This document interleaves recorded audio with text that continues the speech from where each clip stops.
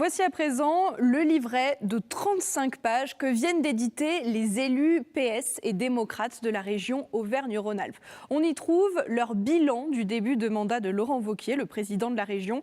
Des pages colorées avec des infographies, des schémas et pas mal de textes. Yohann Seza, bonsoir. Bonsoir. Vous êtes donc le patron du PS dans la Loire, mais également et surtout conseiller régional. Comment vous avez fait pour faire tenir 2 ans de mandat de Laurent Wauquiez, 730 jours à peu près dans ce petit fascicule? Merci d'en parler. Et en fait, nous sommes plusieurs élus assiégés dans différentes commissions à la région. Et moi, par exemple, je siège dans 4 commissions. Et donc, j'ai fait remonter à mon groupe, enfin à nos collaborateurs de groupe, en pointant un petit peu tous les détails, que ce soit dans le département de ces commissions thématiques, dans le département de la Loire ou ces commissions, là où il y avait des manquements, là où il y avait des erreurs, là où il y avait des promesses qui ne sont pas tenues de la part de Laurent Wauquiez, des annonces qui ont été faites qui n'ont pas été suivies des faits. Donc en fait, on a fait remonter un peu tout notre ressenti dans commission par commission et département par département. Et ensuite, on a compilé un petit peu toutes ces informations et on est arrivé à les faire tenir en 35 pages. Alors ça s'appelle le vrai bilan, entre parenthèses, de Laurent Wauquiez. Ça veut dire quoi? Ça veut dire qu'il y a eu un faux bilan déjà? Il y a le bilan que lui nous présente quand sur tous les panneaux publicitaires, même en région Île-de-France par exemple, peut-être que les habitants de la Loire ne le savent pas, mais de partout c'est marqué l'Auvergne, Rhône-Alpes, région la mieux gérée de France. C'est absolument faux puisque aucun institut de notation, même pas la Chambre régionale des comptes, n'a décerné ce titre à Laurent Wauquiez et à notre région Auvergne-Rhône-Alpes. Donc c'est une usurpation d'un résultat économique qui n'est pas à la hauteur, en tout cas nous, ce qu'on peut dire en tant qu'élus socialistes et démocrates, qui n'est pas à la hauteur des enjeux et des promesses qui avaient été faites aux habitants de notre région.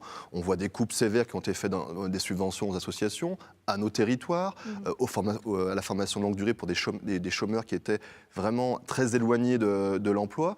Donc tout ça, ce sont des coupes qui ne se voient pas. Il fait de l'affichage avec 1,2 million d'euros qui ont été dépensés pour les petits panneaux, vous savez, aux entrées de ville et autres inaugurations et manifestations. C'est que de la communication et nous, on répond à cette communication par une autre communication qui dit voilà en détail ce qui a été fait dans notre région et ce qui a été fait aussi dans chaque département. On le voit bien dans le livre, vous comparez donc ce qui a été promis pendant la campagne et ce qui est fait ou pas selon vous. Il y a plusieurs parties, éducation, emploi, transport, culture, santé.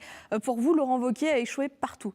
Partout. Moi, évidemment, prenons les transports. Le département de la Loire est quand même bien concerné. On avait dans le projet de la rénovation des petites lignes, la préservation entre Saint-Étienne et Clermont-Ferrand. Aujourd'hui, on nous annonce que ça sera entre Bouin et Saint-Étienne. Il y a une cassure entre Thiers et Bouin. On ne peut plus aller entre Saint-Étienne et Clermont-Ferrand par la voie ferrée. On avait aussi des promesses qui étaient faites sur des doublements de lignes entre Saint-Étienne et Lyon. Là, il y a un besoin criant. On voit beaucoup de voyageurs qui sont obligés de rester debout aux heures de pointe entre Saint-Étienne et Lyon. On nous annonce des rames qui vont être supprimées, puisque aujourd'hui, avec la convention qui le lie avec la SNCF, la SNCF préfère ne pas mettre de train plutôt que d'être en retard et de ne pas payer les pénalités. Donc il s'est fait, on va dire, un petit peu avoir par rapport à ce qu'il pouvait faire. Alors, le mandat n'est pas terminé, Yohann Seza. Est-ce que ce livret va être mis à jour dans 2 ans? Oui, bien sûr. Et puis il y aura nos propositions. Mais mis à jour aussi peut-être dans le bon sens. Peut-être qu'il y a certains points que vous pointez du doigt maintenant qui seront réalisés d'ici 2 ans. Vous y croyez? Vous pensez que c'est possible? Prenons un sujet qui va être là sur la table bientôt à la région. Enfin, moi, je veux qu'il soit bientôt. C'est la 45. La région avait dit on va financer 131 millions d'euros les autoroutes, alors que ce n'est pas du tout sa compétence. Nous avions voté contre. On sait que la 45 a été abandonnée, en tout cas la ministre Elisabeth Borne a dit on ne la fait pas. Maintenant, nous, ce qu'on demande, c'est qu'est-ce que vous faites? Parce qu'il y a quand même un problème de mobilité entre Saint-Étienne et Lyon. Est-ce que vous améliorez la ligne TER? Est-ce que vous participez aux travaux de la 47? Est-ce qu'on peut voir des nouvelles liaisons, des parkings relais, des nouvelles gares? Ça, c'est la compétence de la région. Donc nous, ce qu'on souhaite en tant qu'élus, c'est qu'ils mettent tout le monde autour de la table, tous les acteurs économiques, là aussi la société civile, les personnes qui se sont mobilisées aussi contre la 45 et qu'on travaille.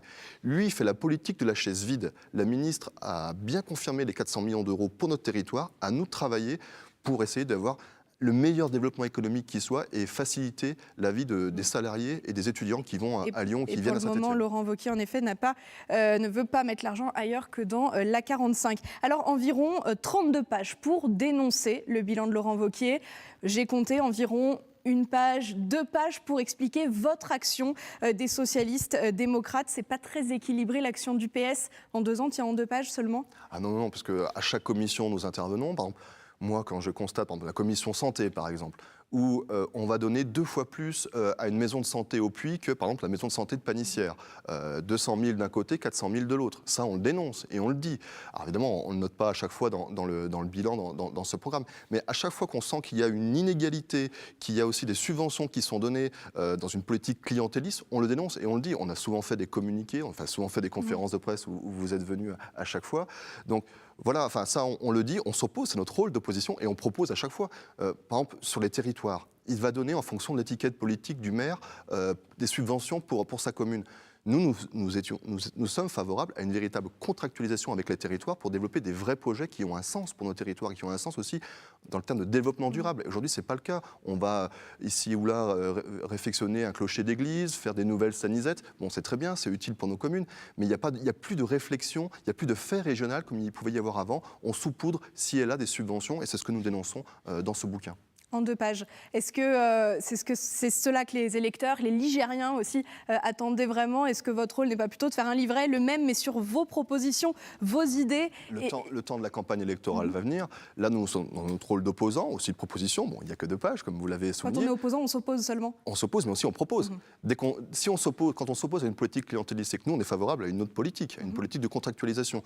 Quand on dit on est contre la 45, contre le financement de la 45, mais on veut développer en dehors le TER. Nous sommes, par exemple, pour qu'il y ait un TER toutes les 15 minutes en heure de pointe entre Saint-Étienne et Lyon. C'est les propositions que nous avons formulées et il n'y a jamais prêté attention. Dans le livret. Voilà. Yohann Seza, c'est pour qui ce livret exactement? Où est-ce qu'on peut le trouver aujourd'hui si les Ligériens veulent se le procurer? Nous allons commencer à les distribuer, que ce soit au marché, en sortie de gare, parce que beaucoup de gens qui prennent le train, c'est aussi la région, donc ils y prêtent aussi attention. On va l'envoyer aussi aux maires des communes de la Loire, aux représentants des associations. Enfin, tout ça, on va diffuser un petit peu aux têtes de réseau, nous, comme on dit, pour un petit peu diffuser un petit peu ce message et aussi se rendre compte qu'il y a la communication d'un côté de Laurent Wauquiez et les faits de l'autre, une région qui n'avance plus aujourd'hui. À partir de quand vous allez le distribuer? C'est en cours, c'est en train d'être distribué dans les communes. Il vient d'être édité, on fait un peu le tour de tous les départements pour faire des conférences de presse et faire la communication et la promotion de ce bouquin et ensuite on le distribue par voie de courrier. Vous êtes donc un élu de terrain, Yohann Seza, aujourd'hui? Alors, j'aimerais l'être plus, puisque aujourd'hui, la région, la majorité régionale, ne nous envoie aucune invitation sur ce qui se passe sur nos territoires. Ce sont toujours les élus de la majorité, ils sont souvent absents d'ailleurs. Et on pourrait, nous, en tant qu'élus, parce qu'on est les élus de la région, qu'on soit de gauche ou de droite, on représente notre territoire